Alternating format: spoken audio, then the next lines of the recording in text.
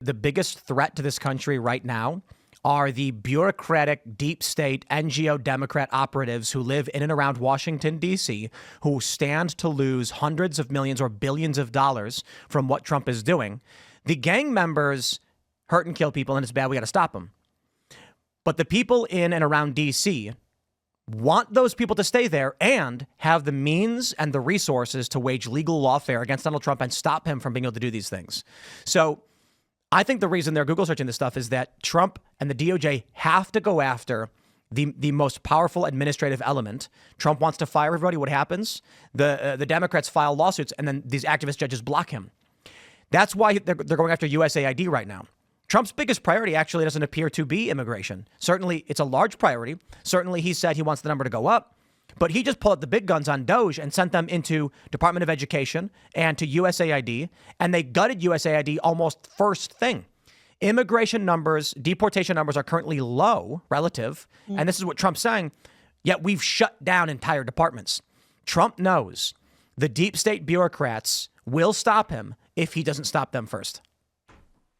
Yeah, I mean, I do think that the administration should do what it can do to get, to go after people that have violated the law. I don't think that this shouldn't be something that's like, it shouldn't be controversial. If someone's broken the law or someone's, if they're abusing the system, there's no reason why the DOJ shouldn't go after. There's I quote Mike Benz a lot because he's so prolific on this whole USAID, deep state, international corruptive internet censorship. Is like, why are we being censored? It led him through this maze. And he's like, what we're doing right now is we are performing open heart surgery on the American empire. And I don't want, it's very possible that the patient will die on the table. And we don't want that because empire has enabled us to have cheap gas, affordable housing, but it's really about creating transparency and doing it right in a lot of ways, doing the dirty work right.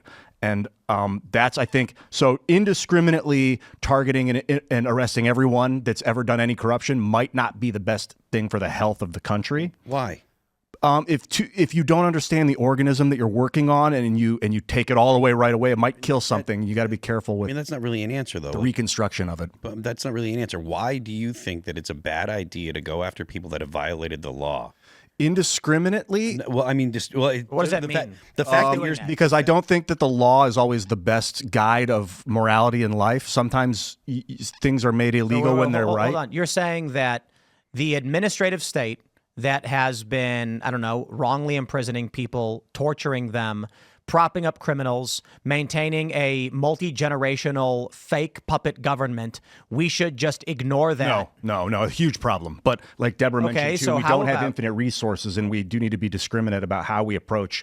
But I think you're right. If we don't, but if it's not like what JFK didn't subvert the opponent and the opponent had him off, as far as we can tell. Ron Paul said the CIA killed Kennedy. I tend to believe him. I think Paulina Luna just mentioned there were two shooters. I think Ian works for the CIA. My whole life, dude. Because whenever there's an issue of it's like, hey, we've just uncovered gross malfeasance, Ian goes, well, we should let him go. And we're like, what? Well, we should pardon Hillary Clinton. One is like, I play subversion. You did say pardon Hillary. Of course. You think we should pardon Hillary Clinton? Blanket pardons, dude. He does kind of look like Chelsea, doesn't he? Yeah, let them all let's just move forward as a union, man. Someone's got to say it out loud. I got my eye on you, Ian. It's a long game, but I do think that moving quickly is important. I don't know. I don't even hardly know what we're even talking about right now. Like, who are we talking about? What are we talking about? The Brookings Institute, Mel K. We're talking about fake nonprofits, think tanks, and individuals who have been invoicing the federal government falsely, knowing they're not actually doing any work, and they're buying mansions from it. And now the presumption is they're panicking and calling up lawyers being like, am I going to go to prison for this? And Donald Trump has gutted USAID, and he said, we're looking for fraud. Fraud is a felony. And what happens when they uncover large amounts of people who have been sending in invoices to the federal government despite not doing any work? And sometimes Elon Musk pointed out real quick that the Treasury Department was instructed to pay out all invoices without just do it. Just don't even bother questioning it. And the argument given that, or I should say the reason given was the government didn't want to create complaints. It's better to just pay it out because our resources are infinite, because we'll just raise the debt ceiling and keep cranking up debt.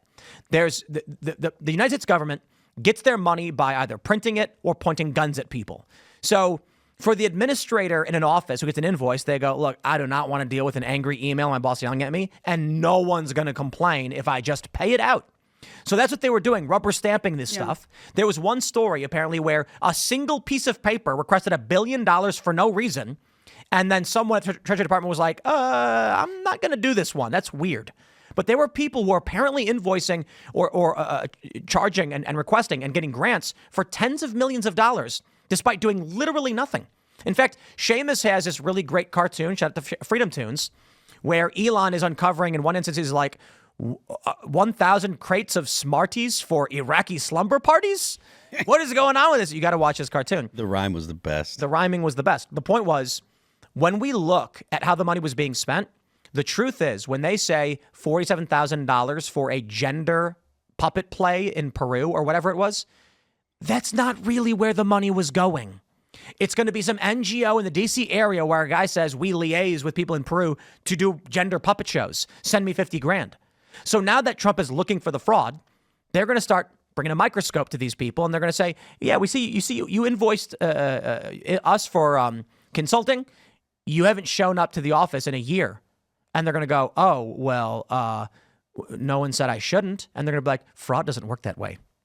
I'm curious what you guys think. I think it's very interesting with Trump being Trump and second term now that he's prioritizing this, because out of all the things that he could do, like going after crime first, or I guess with the economy, this might have a long-term effect on the economy, cutting down fraudulent waste and spending. It might have a delayed boom. But I'm very interested what you guys think, why he's starting with this, because I feel like out of all the things, this is extremely important to get rid of fraudulent and people who are abusing the federal government, especially when we're giving like $600 to Maui victims and North Carolina victims. But it's not going to have a direct return to actual Americans. Thanks for checking out this clip from Timcast IRL. Make sure to watch the show live Monday through Friday at 8 p.m. Subscribe to this channel, and we will see you all there.